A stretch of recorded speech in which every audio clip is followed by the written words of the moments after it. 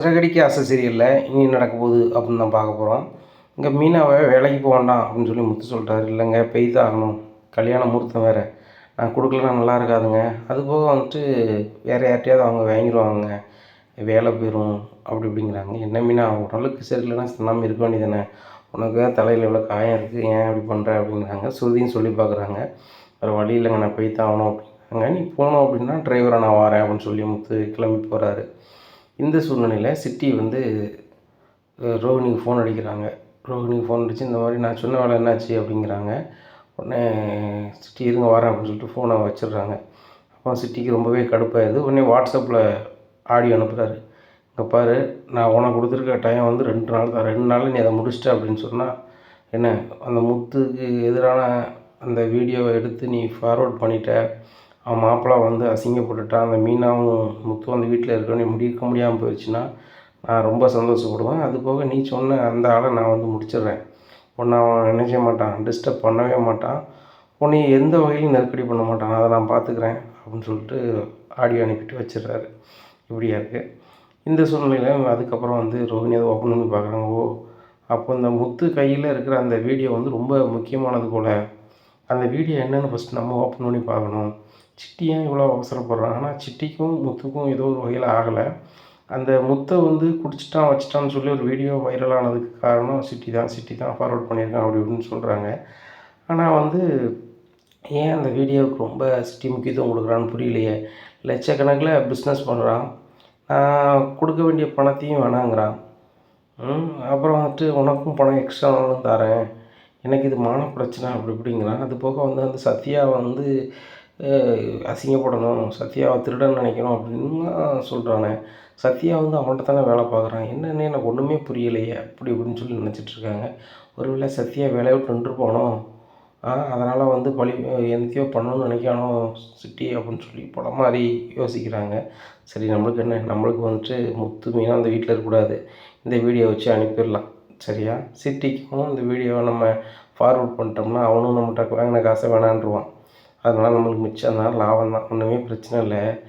இனி பார்த்தா அந்த முத்து வந்து காக்கா மாதிரி கரைகிறாங்க, ஐஸ் வைக்காங்கன்னு சொல்கிறாங்க. இருக்கட்டும், காலி பண்ணி போகிற காக்கா யாருன்னு பார்த்துருவோம் அப்படின்னு சொல்லிட்டு நினைக்கிறாங்க. எப்படி அவங்க செல் எடுக்கிறது அப்படின்னு யோசிக்கிறாங்க. எப்படியாவது எடுப்போம், என் மீனா மட்டும் இருக்கும்போது முத்து நல்லா தூங்கிடுவார். தூங்கியில் மீனா அவர் ஃபோன் பண்ணுவோம், கொஞ்சம் ஃபோன் தாங்களேன்னு கேட்போம்.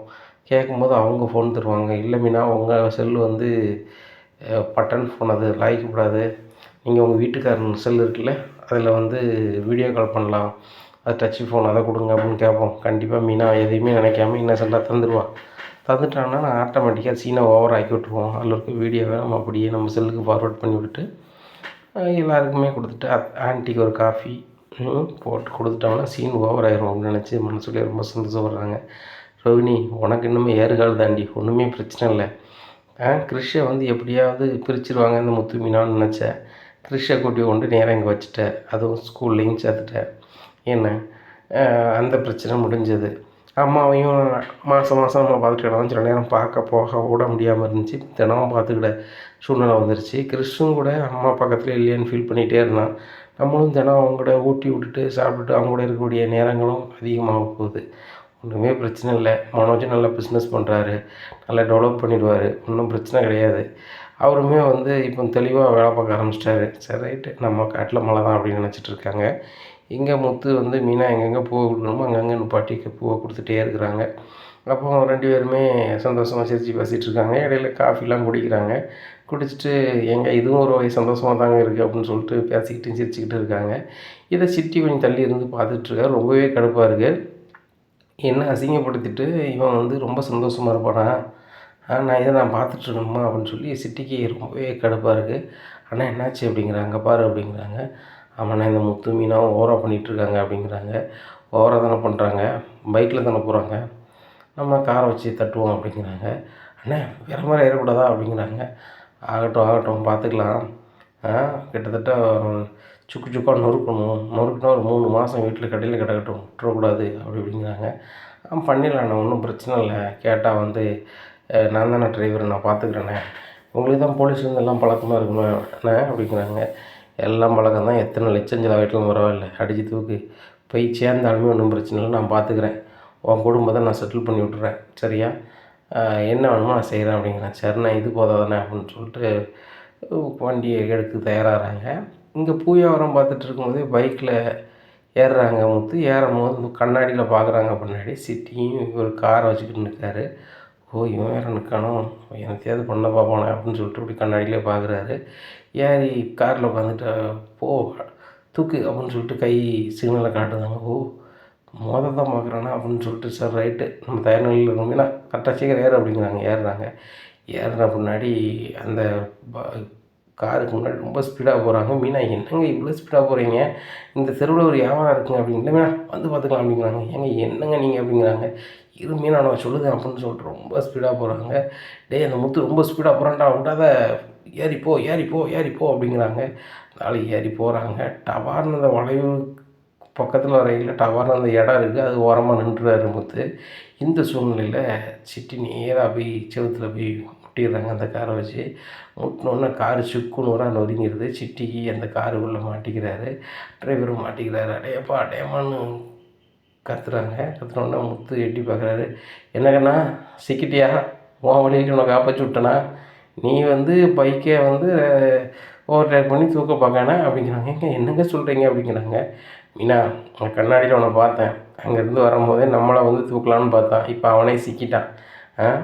இல்லை இதான் சொல்லுவாங்க, வினை விதைத்தவன் வினையை இருப்பான், திணையை விதைத்தவன் திணையை தான் இருப்பான். நீ ஒருத்தனுக்கு கெட்டது செய்யணும்னு நினச்சேன்னா பின்னாடி உனதுக்கு ஒருத்தன் நினச்சிட்டு இருப்பான், ஒரு ஆப்பு வச்சுட்ருப்பான்னு சொல்லுவாங்க. கடவுள் வச்சுட்டார் உனக்கு ஆப்பு. நானே ஒரு டிரைவரு, பின்னாடி யார் வரா எது வரா எது நடக்கு அப்படின்னு கண்ணாடியில் பார்த்துட்டு தான் நான் வண்டியை ஸ்டார்ட் பண்ணவே செய்வேன். நீ கூப்பிட்ட, நான் கண்ணாடியில் உன்னை பார்த்ததே புரியாமல் நீ வந்து ஓவர்டேக் பண்ணி வர. டேய் நான் இப்போது தொழிலுக்கு டிரைவருடா, நீ தொழிலுக்கு ஒரு முட்டா ரவுடிடா, புரியுதா? முட்டா ரவுடி பூரா அப்படி தான் இருப்பான் அப்படின்னு சொல்லிட்டு, டேய் முத்து உன்னை விடவே மாட்டேன் அப்படிங்க. முதல்ல உன்னையே கார்லேருந்து வெளியே எடுக்கிறதே பெரிய பிரச்சனைடா. டே முத்து உன்னாலே இப்போ எனக்கு காலில் உறிஞ்சிச்சுன்னு நினைக்கேன். ஊ ஊன்ட்டு கிடக்காரு. சூப்பராக இருக்குது சூப்பராக இருக்குது. ஏங்க என்னங்க அப்படிங்கிறாங்க. மீனா இப்படியே விட்டு போக முடியாதுல்ல அப்படிங்கிறாங்க. ஏங்க அவர் நம்மளை வந்து காரியத்தை வந்தவங்க, அவனெல்லாம் சும்மி விடக்கூடாது அப்படிங்க. மீனா இதில் மனிதாபிமானமாக நடந்துக்கிடுவோம், சரியா?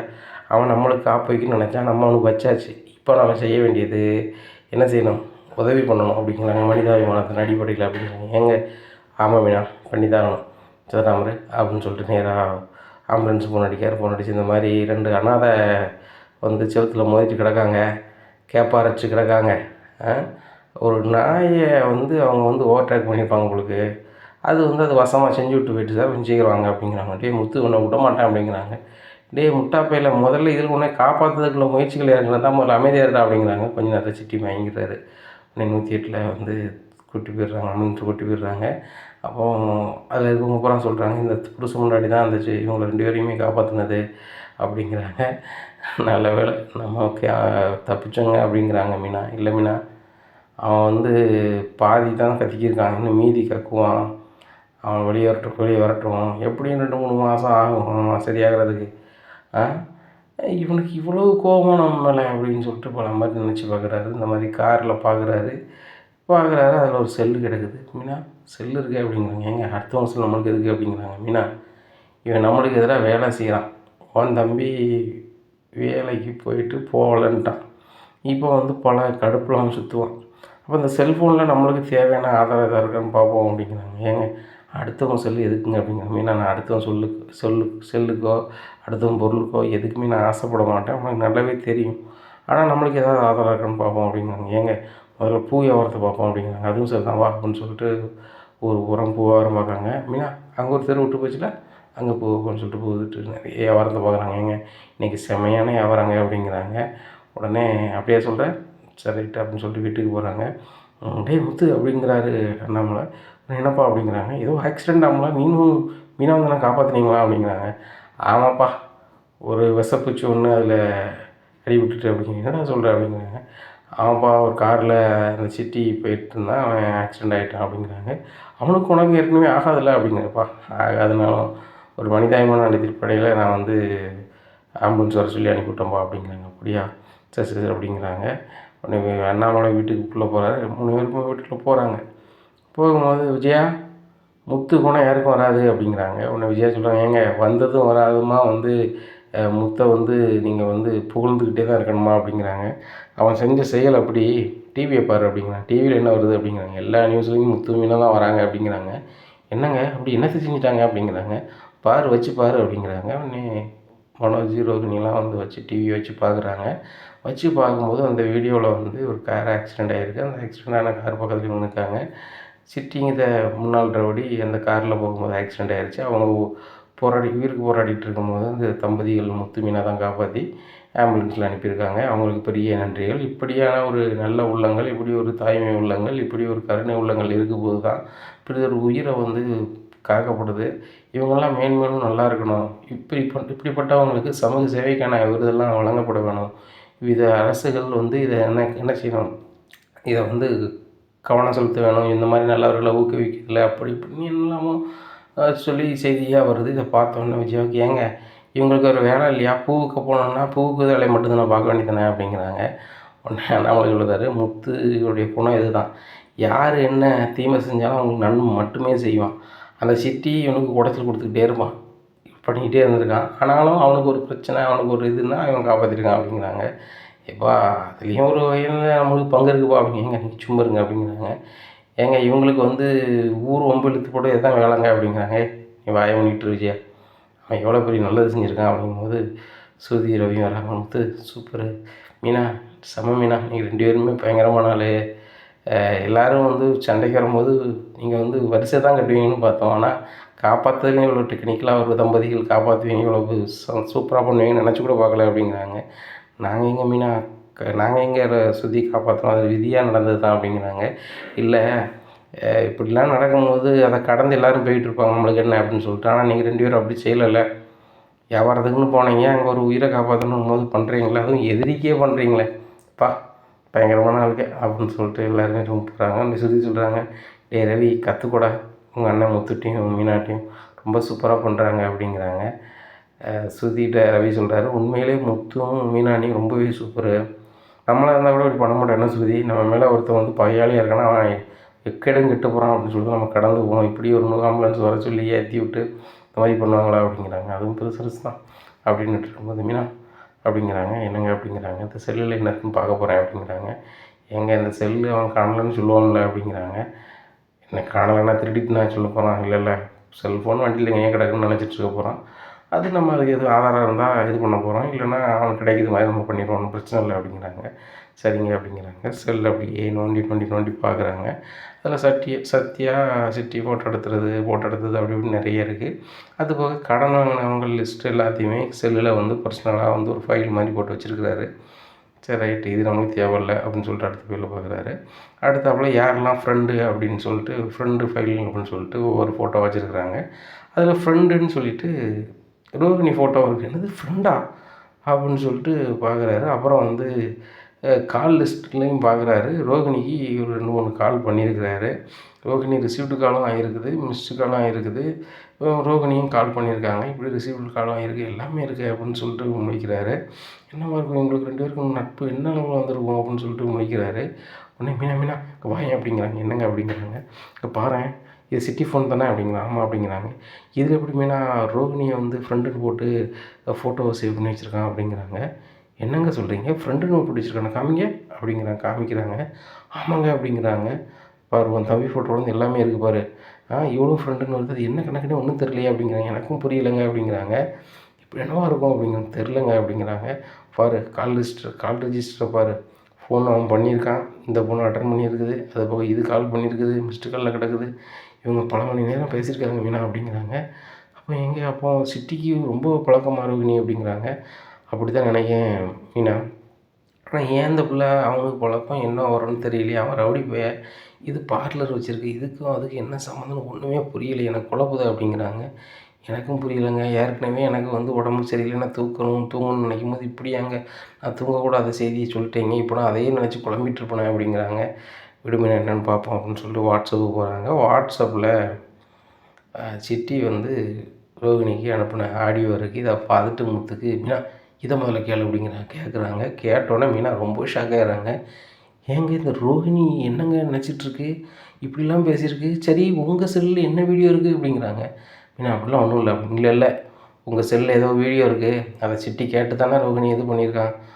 ரோகிணி வந்து சிட்டிகிட்ட கடன் வாங்கின மாதிரி எல்லாமே இதில் இருக்குது. ஆடியோவில் கடன் வாங்கியிருக்கு. அந்த கடனை திருப்பி தர வேண்டாம், எனக்கு இந்த உதவி செய். நான் உனக்கு ஒன்றி நெருக்கடி பண்ணுறவன நான் காலி பண்ணிடுறேன், அவன் பக்கத்தில் வர மாட்டான், நான் பார்த்துக்கிட்டு தாங்க. அப்போ அந்த பொண்ணு என்ன தப்பு பண்ணியிருக்கு? யார் நெருக்கடி கொடுக்குறா?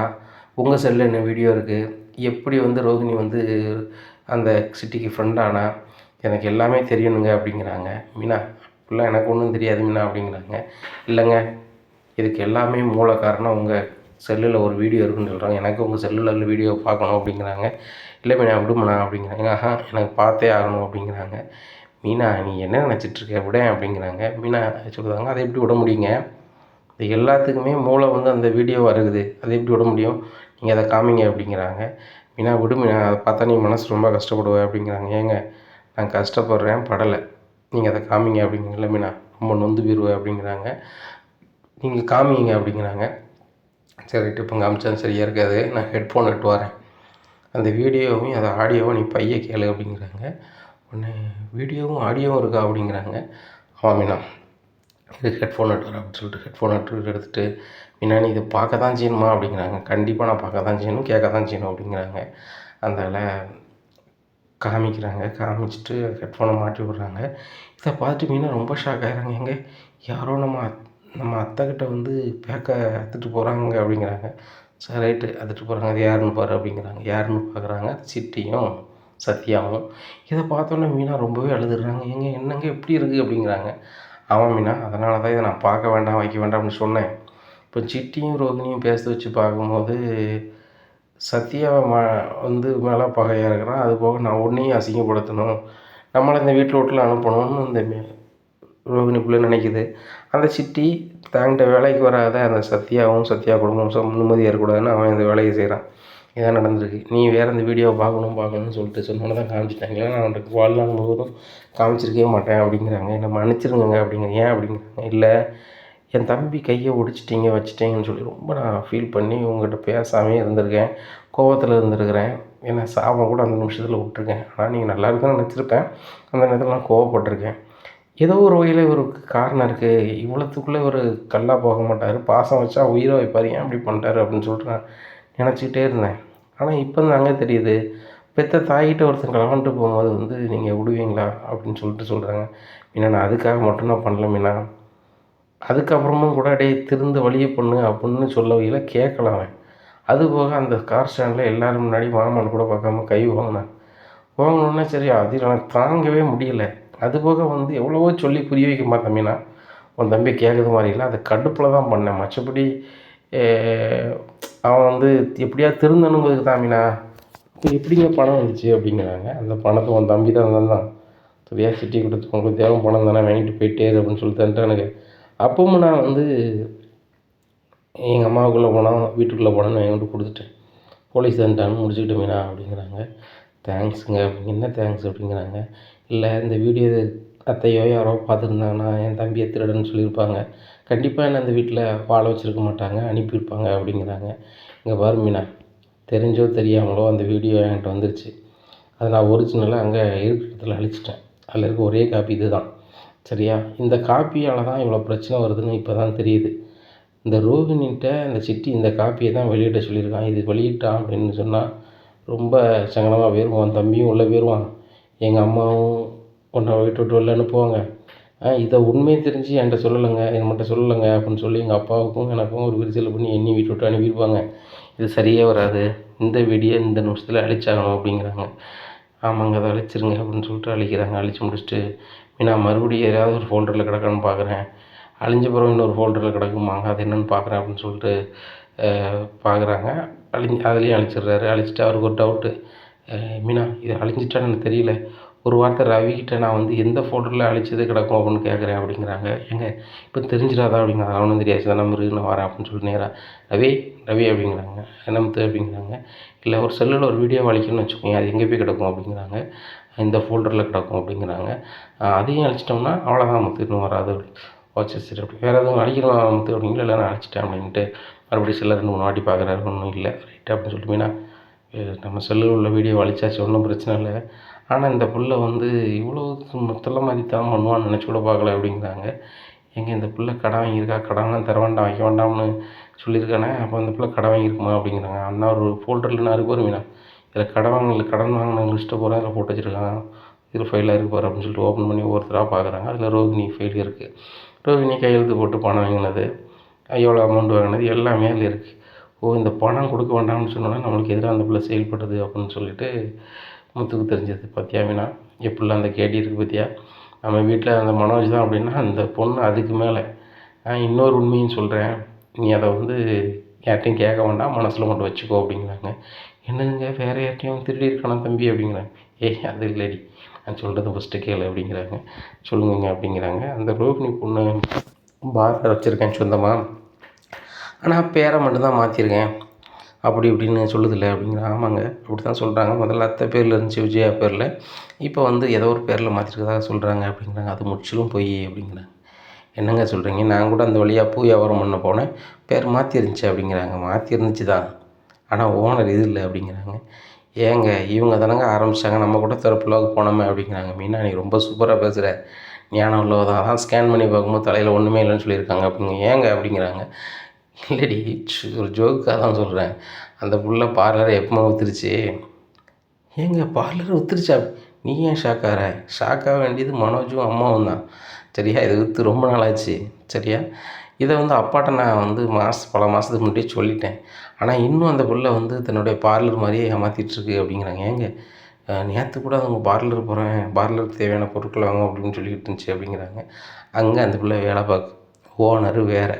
சரியா, அதில் உள்ள நிர்வாகம் போகிற இந்த பொண்ணு தான் பார்க்க, க்ரீம் வாங்குறது வைக்கிறது எல்லாமே இது தான். ஆனால் ஓனர் மாதிரியே இது சீன் போட்டுட்ருக்குது. ஓனர் இது இல்லை. இந்த பிள்ளை வந்து அம்மா வீட்டு பத்திரத்தை வச்சு கொடுத்தாங்கள்ல, அதில் தான் கடை வச்சுருக்கும் போல். இந்த அம்மா கை முதல் கிடையாது, பார்லர் அம்மா கை முதல் கிடையாது.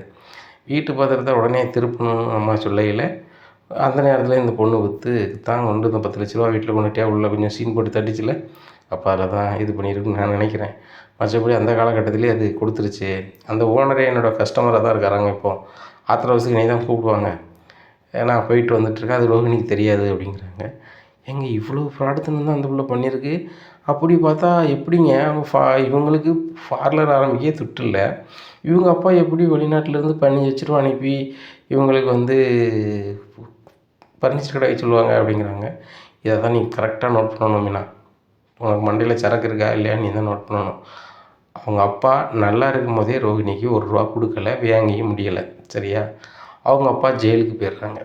ஜெயிலேருந்து வெளியே வர முடியல. இதில் என் மாமா, யார் மாமா, இவர் இங்கே பிஸ்னஸ் பண்ணதுக்கு 15 லட்ச ரூபா அவங்க அப்பா கொடுத்ததாருன்னு அனுப்பிவிடுவாங்க. யார், அவங்க அப்பா ஜெயிலில் இருக்கும் கொடுத்தாராம், இவங்க அதை வச்சு பிஸ்னஸ் பண்ணுறாங்களாம். இதெல்லாம் நம்புகிற மாதிரியா இருக்குது. சரி, இருந்தாலும் கூட பிறந்தவன் ஏதோ ஒரு வகையில் தொழில் பண்ணுறாங்கண்ணே சொன்னால் நல்லா இருக்குன்னு விட்டுட்டேன், கடந்து போயிட்டேன். ஆனால் விசாரித்து பார்க்கையில் அந்த கடையை ஒழுங்காக ரன் பண்ணாத மாதிரி தான் தெரியுது. ஆனால் கடைக்காரரு அக்ரிமெண்ட்டு இவன்ட்ட ஒன்று போட்டிருக்காரு. அந்த அக்ரிமெண்ட் வந்து இவன் நம்மகிட்ட காமிக்கலை, ஆனால் ஒரு காப்பி நம்மகிட்ட தந்திருக்காரு. அந்த காப்பியில் என்ன இருக்குது அப்படின்னு சொன்னால், கடையை வந்து தொடர்ந்து நடத்தணும். அப்படி நடத்த தவறும் பட்சத்துலேயோ, ஒரு வாரத்தில் இது மூடும் பட்சத்துலேயோ, இல்லைன்னா வேலை பார்க்குற பணியாளரை என்ன நீங்கள் வந்து வேலைக்கு வேண்டாம்னு உடனடியாக ஒரு ஆண்டுக்குள் சொல்லும் பட்சத்திலோ நான் வந்து இந்த அக்ரிமெண்ட்டை கேன்சல் பண்ணி மறுபடியும் எடுத்துக்கிடுவேன் அப்படின்னு சொல்லி தான் அதில் போட்டிருக்கு. பழைய ஸ்டாஃபையும் வேலையில் வச்சுக்கணும் அப்படின்னு சொல்லி தான் அதில் அக்ரிமெண்ட்டே போட்டிருக்காங்க.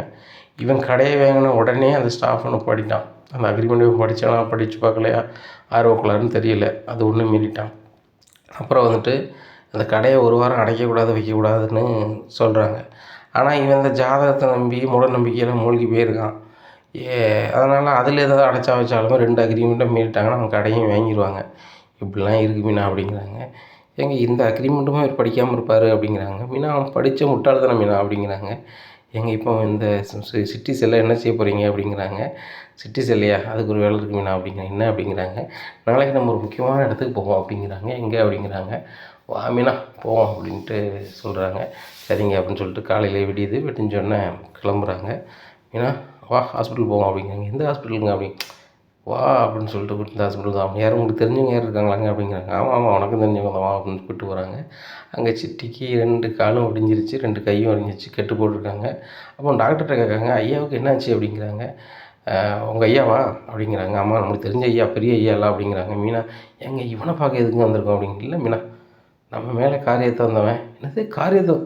ஆமாம் மீனா நம்ம மேலே காரியத்தை வந்தவன் தானே. நீ ஏன் ரொம்ப ஷாக்கார? அப்போ தான் சொன்னேனே காரியத்தை வந்தவன் தான்.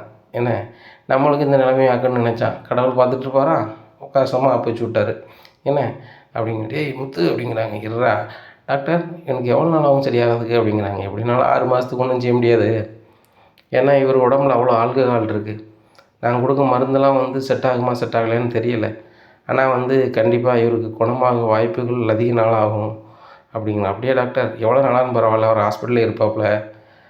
சரி டாக்டர் சரி டாக்டர் சத்தான ஆகாரம் சாப்பிட்டா சரியாகும்ண்ணே. சரி டாக்டர் போய்ட்டு வாங்க அப்படிங்கிறாங்க. என்னடா என்னடா முடியை வந்து பம்பு பம்புன்னு வச்சுக்கிட்டு இருக்க?